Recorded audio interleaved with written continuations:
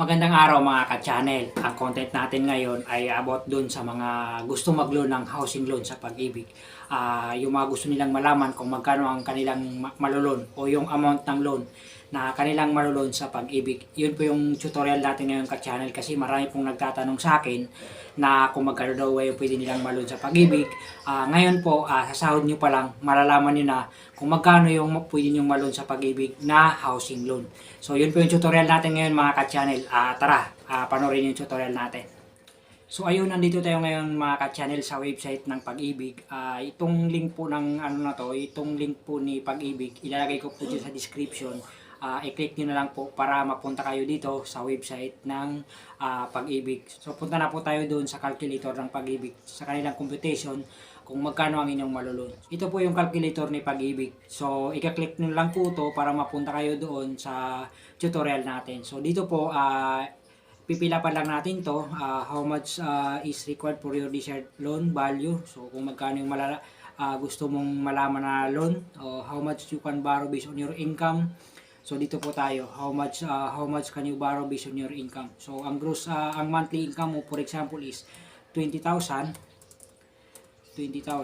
So 10-year value, kung ang gusto mong tagal ng loan mo is 30 years. So 30 years po.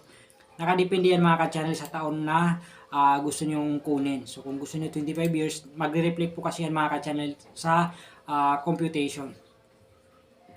So select pricing period. So sa pricing period po, nakadepende sa inyo yan. So pwede pong 30 years.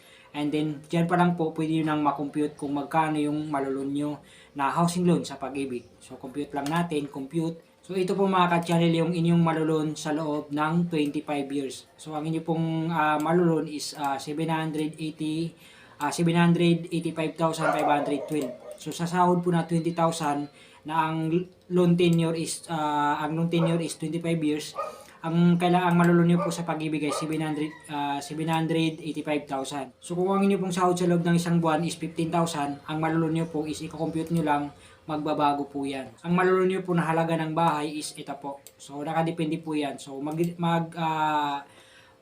din po yan, magbabago din po yan, depende sa pipiliin nyo. Halimbawa 30 years yung pinili nyo, magbabago din po yan mga ka-channel. Ito po yung maloloan nyo na halaga ng bahay. Ganun po malaman mga ka-channel kung magkano yung maloloan yung bahay pagka sa Pag-ibig. So ganun lang po siya kadali mga ka-channel. Tingnan nyo lang po, magbabago po yung mga dito mga ka-channel.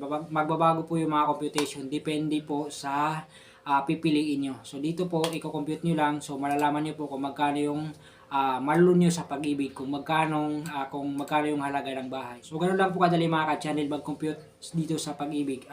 Kung magkano yung sahod nyo, ilagay nyo lang dito, tapos malalaman nyo na kung magkano yung halaga ng bahay na inyong maloloan. So sir, maraming nagtatanong din na, sir, paano po mag-loan sa Pag-ibig? So punta lang po kayo sa Pag-ibig kasi hindi po ako taga Pag-ibig. Punta lang po kayo doon, tapos itanong nyo po kung ano yung mga requirements. Actually, marami din silang mga foreclose na pwedeng makuha, pwede ding i-loan. So, nakadepende po sa inyo yan. So, sa mga nagtatanong kung paano ba mag-loan sa Pag-ibig, punta lang po kayo sa mismong branch at itanong niyo po yung mga requirements. So, hanggang dito na lang po yung video mga ka-channel. Maraming salamat po.